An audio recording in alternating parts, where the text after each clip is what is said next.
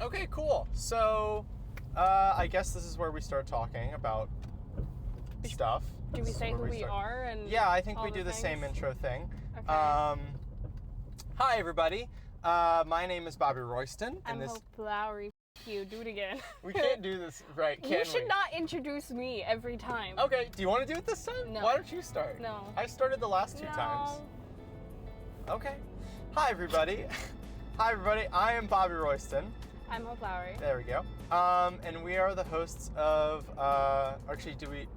we are the hosts of Lights, Camera Carpool. Ooh. This is episode number 3. It's actually been a minute since we recorded the last episode. It might have been over a month.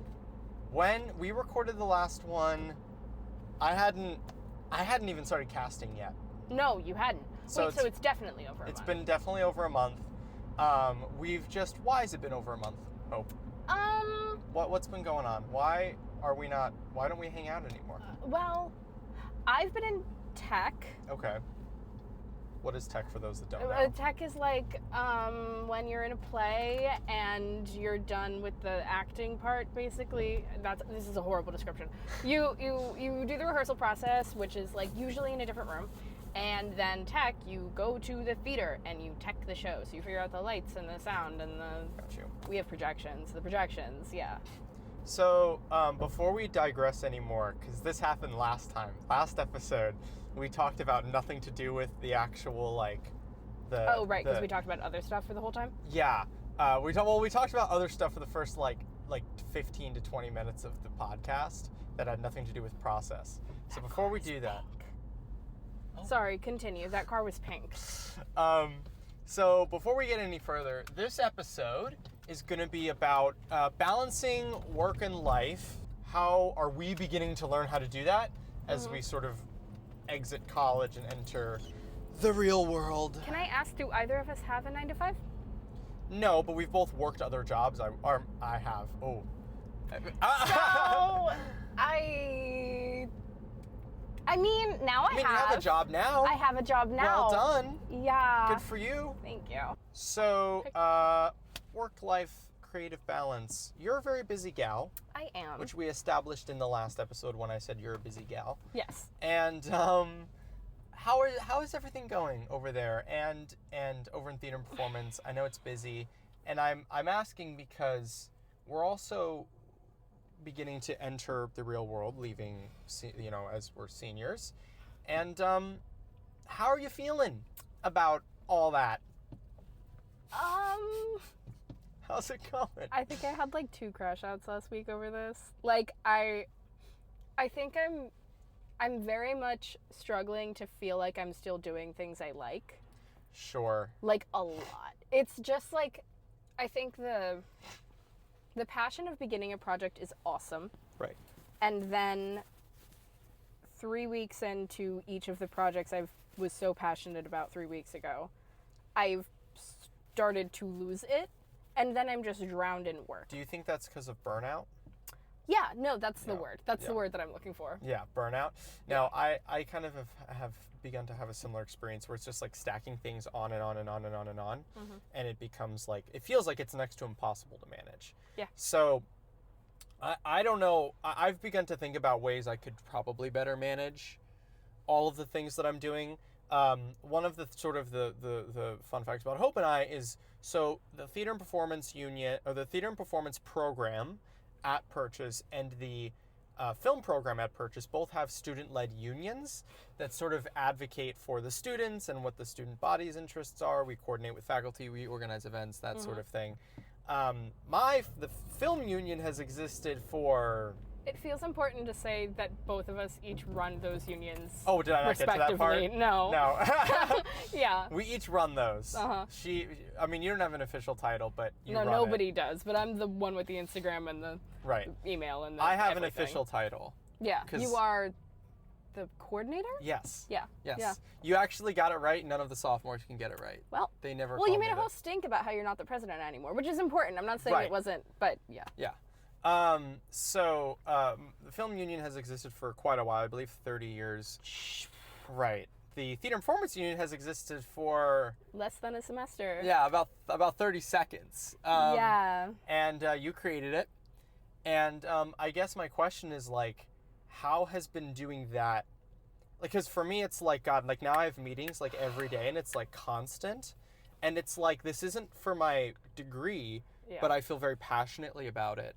And so how do I balance that with what I need to do to graduate? Like, and all of those things can be and then it's very easy to compile for those to pile on to one another. Yeah. How do you, because it's something I'm trying to figure out right now, like how do you still enjoy life when you're doing so much, even if it's stuff that you care about? I don't, well, first of all, I do kind of like unofficially never do anything on Friday or Saturday nights. Okay. Like You set that time aside for yourself? Okay. A lot of the time, honestly, nothing ends up happening and then I end up doing work anyway. Yeah. But I never pre-plan it for that time unless it's like we had a mixer. To me, that was a balance of both. Like Sure. yeah. Also, I'm going to interrupt you very briefly. Yeah? We're going to be parked for the rest of the episode because I had to go grocery shopping. So we are driving to the grocery store. We're going to finish the rest of the podcast, and then I'm going to go in. Hope's going to tag along, and I'm just going to grab a couple things because I have no food in the apartment. Oh, that's bad. Yeah. We should probably have food. Well, that's another thing is like cutting out. It's so bright. It's so bright. That's another thing. It's like cutting out time. This is a perfect example. Like, cutting out time to like go grocery shopping. Like Right. I couldn't even do it like. Let me do this. I couldn't even go grocery shopping like when I had the time. I have to like do it while we're filming we're a doing the podcast? Yeah. Like which sucks sometimes, but I mean also I had, we have to drive somewhere, so might as well. Well, that's like the mixer. That's just like kind of how that happens. Right. I'm hoping this isn't too blown out. I'm hoping. I don't think it will be. I'm trying to figure out how not to have half of my face in shadow, and I fear that's just going to be how it is. So you're in the middle of doing your show currently, right? You're directing a show. Congratulations. Oh my God. Yeah. Hope is directing a show. I don't know. I don't know anything about that show. What's that about? Just briefly. So that is about, there are 4 characters. They are 2 married couples. Okay. One of them is Veronica and Michael, Okay. and one of them is Alan and Annette. And they are in their 40s-ish. They're like wealthy, comfortable families living in New York vaguely. We've said it in Brooklyn, but New York vaguely. Yeah, sure. And the onset of the play is one of their kids hit the other kid in a park and like knocked a tooth out. Oh. Yeah. That's So- like the inciting incident moment. We don't see it happen. I see. We open on Alan and Annette coming to Veronica and Michael's house to fill out like an insurance form. Okay. Gotcha. And then So we're just everything goes thrown right crazy. into the. That's okay. and that's it. Like Yeah. that is the entire time is like 2 hours in their house, whole house seeing mad. everything. Well, it like the major kind of theme of the play is kind of social niceties and like the devolution of that. Okay. Like, yeah, by like the the end breakdown of the barriers of like we're gonna be nice to each other. Okay, now we're not gonna be nice to each other. Yeah, but specifically social niceties, like the kind of idea of like what is hiding under like hello, how are you? Like got you. That's so much fun. Yeah, it is. That's cool. It's really I'm having a lot of fun. The actors are really talented. Like Cool. it's what's Ari? You know Ari. I do. Ari was in a bunch. She's somebody I've worked with a lot. Jackson is also somebody I've worked with a lot. He was in Orlando. I know Jackson. Yes. These are all theater and performance actors. Yeah, Yes. every single one of Yeah, them. And then Ren, who I've also worked with a lot, and Dan, who I've never worked with but have known for a hot minute. And worked with. Have you directed them before? Is this your first time directing No, them? this is my first time directing a full production. I've like Okay. Yeah, I know. I've actually, in workshops, I've directed Ari a million times. That's the only one of them I Is can it say that scary to like, because at least when I made my first movie, like movie making is very intimidating because it's like a marathon, like in my opinion, like from script to shot list to schedule to casting to. for. Yeah. I mean, these aren't all in order, but like casting, scheduling, working on your script, you're probably going to go through at least 4 or 5 drafts of your script, right? Like at the least, and then you have to get your crew, you have to location scout, you have to lock all this stuff. Like, I have been planning my film Mm-hmm. since June, and I will be finished with the movie in May. Right. Like that's for a 12 to 13 minute short film. Like, movie making is such a marathon of a thing, and it feels like such an undertaking, especially when you're doing it for the first time. Like, I remember when I made my freshman film, like I would like be in the shower in the morning and like literally like head against the wall, like going like, dear God, how am I gonna do this? It just felt overwhelming. Yeah. Does that happen? Have you found that you're experiencing that a little bit, directing your first theater play? Like, yes. Okay. But like different. Because Okay. I think, well, first of all, it's worth noting that 2 of the actors are also producing, both Oh. like men in the show, because that's how our program works. And they asked me to direct the project 2-3 weeks before we got back to school. Okay. So I didn't get too much time with the play before we jumped into rehearsals. Oh. Do you think that helped you, or do you think it made things worse? Definitely didn't help. I think I made up for it. You're squishing the microphone. Oh, I think I made up for it. I think also, though, okay, acting-wise, I feel like we're in an amazing spot. Mm-hmm. In that way, I think it's more marathon-y, because it's just like you jump into rehearsals and you have probably like 3 months of rehearsals ahead of you. Right. And you gotta, and that sounds like a long time, but it's not. Yeah. Like it especially because I have 10 out of 12, like 4 days a week. They have Right. other shit they're doing. Like, Right. we're getting 2 days with each other for like 3 hours, like every week. Yeah. So I'm getting 6 hours to get through this 60-page script Okay. and like make sure it looks good enough for them to do it 3 times or 3 times back to back Right. in front of a full audience. Like it is actually, it's a lot. The thing that's difficult that I have never had to think about is getting designers and working with designers and Like to set design. yeah. Like, well, yeah, set design and set design I'm fine with. I think I understand that plane. Like, it's a thing I've had to think about Yeah. before. I'm so out of my depths with lighting design. I don't know. We don't have that yet.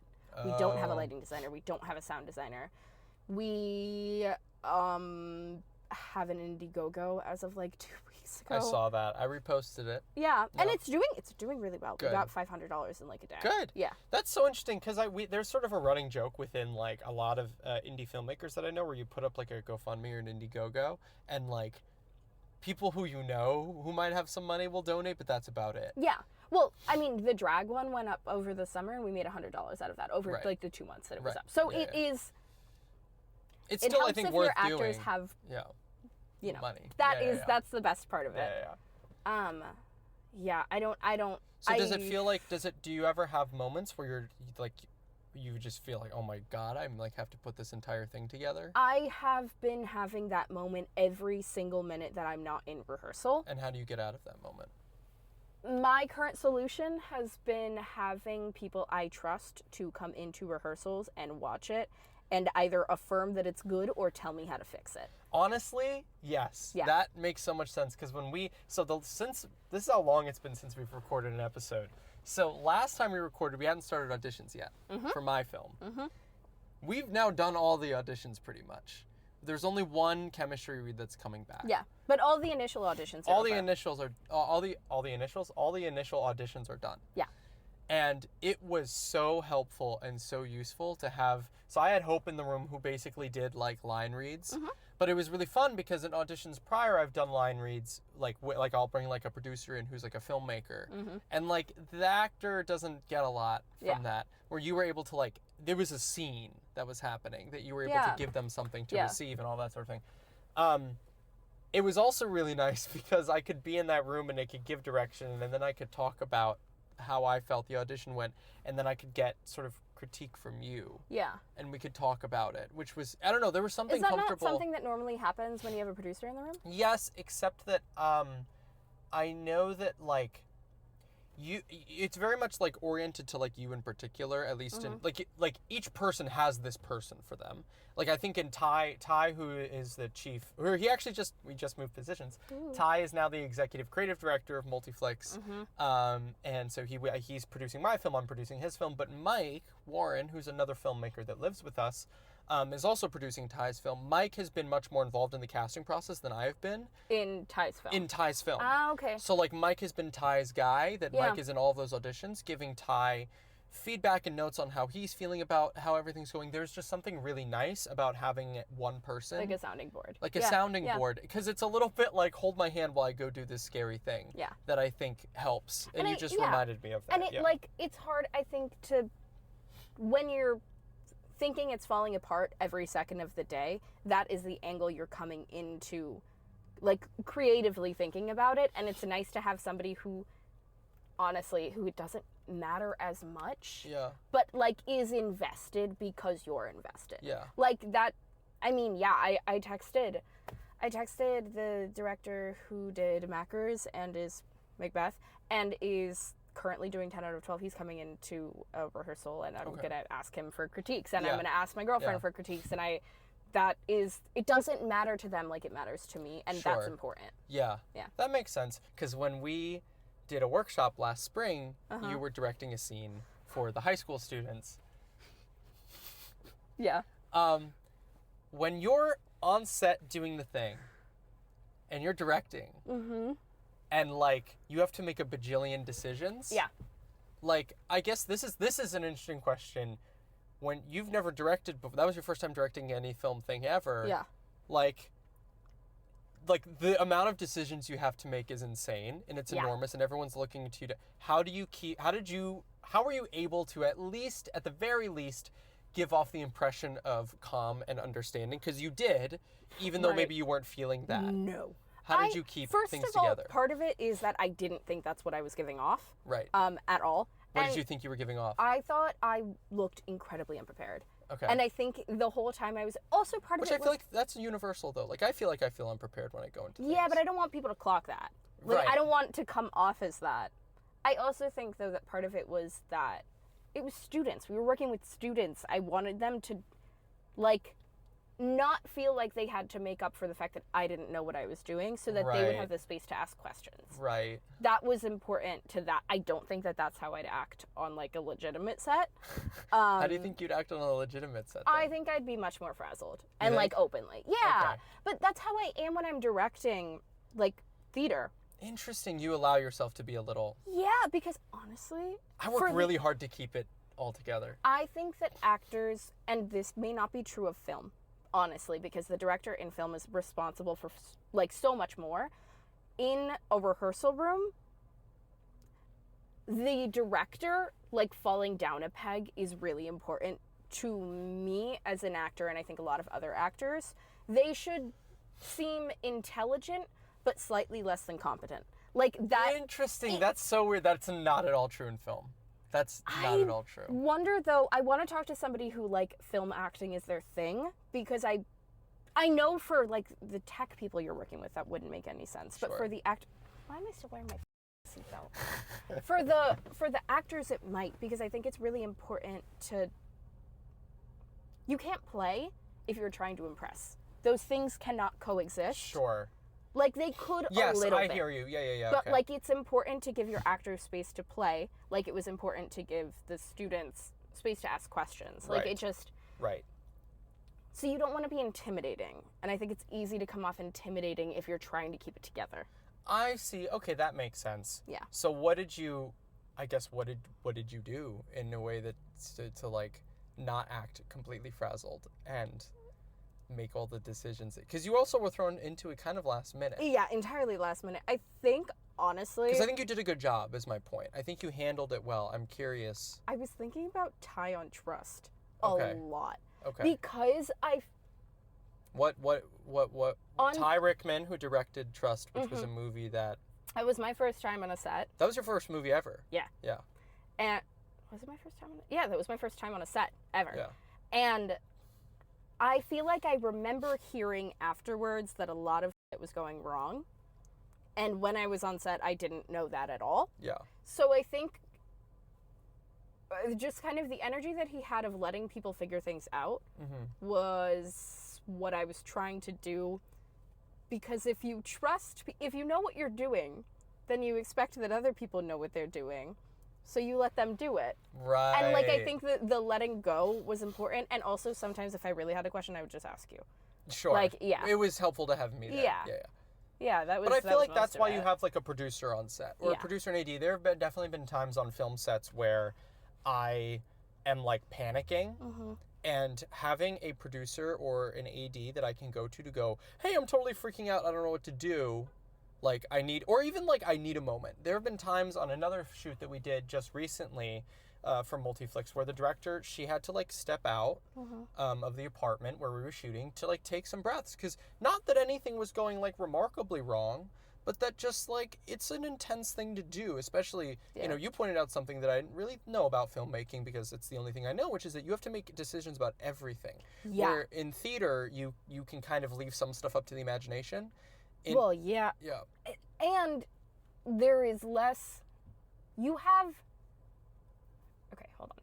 There's a thing called paper teching, which I think that there may be a film equivalent in, but essentially, first of all, you spend 2 months rehearsing with your actors. Right. So that's pretty much nailed down. Yeah. And then you paper tech, where you go through every cue you're ever going to go through, and then you have 2 weeks, usually less, but here something like 2 weeks of tech to go through each one of those to know if it's bad, and then you have 2 dress rehearsals. Yeah, you don't get that in film. Exactly. Yeah. You about half of the decisions I feel like are slightly pre-planned, and the rest of them are on like in the moment figuring them out. Hands down. Yeah, that's just not that's how it works with acting. That's really the only like field in theater that I think is, and I'm not a techie, so maybe I'm lying, but like I need to stop saying that. Like that feels What, like a the wrong. techie? Yeah, techie feels like bad. For film? No, for theater. A tech person, a DT person, whatever. I feel like that's really the only theater thing that is equivalent. Sure. Yeah, I mean, film, you have to leave, you both have to leave a lot up to, like, on the day, discovering things, but then also have the understanding of the story you're trying to tell to make those decisions last minute. Like, you have to make a lot of decisions on the day and allow yourself to make those decisions on the day, and also be grounded enough to know what the right decision is to make. Right. If that makes sense. Right, it does. Yeah. Which is actually kind of how I've had to handle my life right now, actually. Because I'm involved in so many different things that, like, I'll sometimes wake up in the morning and go, oh my gosh, I have so much stuff I need to do. And then I just like, okay, let me just do it one thing at a time. I love a to-do list. Yeah, I do a to-do list. Yeah, me too. I have a whiteboard that I do. No, I don't have a whiteboard because I'm not a loser, but I have a notebook. You guys have a whiteboard. Do you have a whiteboard in your room? Yeah, I have a calendar whiteboard where I have like the month listed out and I have all my commitments on it.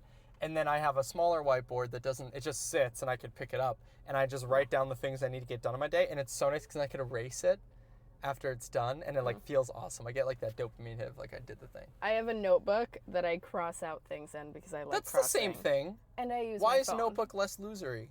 Or why is whiteboard less losery? I don't know. Whiteboard is just losery. Bro. It's like you're cosplaying a teacher in your home. It's just like weird. I don't know. Also, you can't have the whiteboard with you all the time. That's true. There are times when I'll leave and I'll be like, oh crap, I can't remember what I had to do. So now I'll like start taking pictures of the whiteboard. And just I'm like, get oh, this a is notebook. The thing. I have one, but it doesn't function the same way for my brain. Do you use your calendar? I use my calendar and my reminders. Digital calendars, it doesn't work for me. Oh, it totally, because I feel like things move so quickly. Yeah. That I don't like erasing. There's something about that I really, it grosses me out to like see that on a fresh calendar. Yeah. Which always happens when it's digital because it's fake. Yeah. Cool. I think what are we at? We're at about 50 minutes, almost. Aren't which these is only crazy. 30? We'll be fine. Yeah, we'll cut it down. But I have to go in and buy chicken tenders and Annie's Kraft mac and cheese because I'm at college and that's all I can afford to eat. You could get ramen. I don't like ramen. I don't like ramen. What's wrong with that? Jeez. That's like, okay. I just feel I make eggs. I do eggs in the morning. I do eggs in like a little like burrito looking thing. I do like Okay. eggs in a tortilla. I do a whole thing. And then I do like either like a grilled cheese, or I'll do like some like ham and cheese sandwich, or like something like that in the for lunch. You're and like then in kindergarten. for This is really funny. for dinner, I do either Kraft Annie's mac and cheese or I do chicken tenders. Wow. That's actually college life though, in my opinion. Because I don't have a full meal plan. You do. I don't have a full meal plan. Oh. Oh, no. I have a 5 meals a week Oh, that's plan. the same meal I had. That's the same. Yeah, it's not a full meal plan at all. Yeah. And it results in me getting a bagel and a Celsius every morning, and then... Oh, that's the other thing I need, caffeine. That's not great. I don't want to promote that, but... Why? Because I feel like everyone's like, don't be addicted to caffeine. I don't know. I know probably like 5 people that aren't. Celsiuses suck. Don't drink a Celsius. Don't. I love Celsiuses. I have the Fuji They're so apple bad for Celsius you. every morning. It's amazing. Okay, we're going to go in and go grocery shopping. Thank you guys for listening to us yap for a whole nother, hopefully 30 minutes. We'll see. We'll see how long this episode is.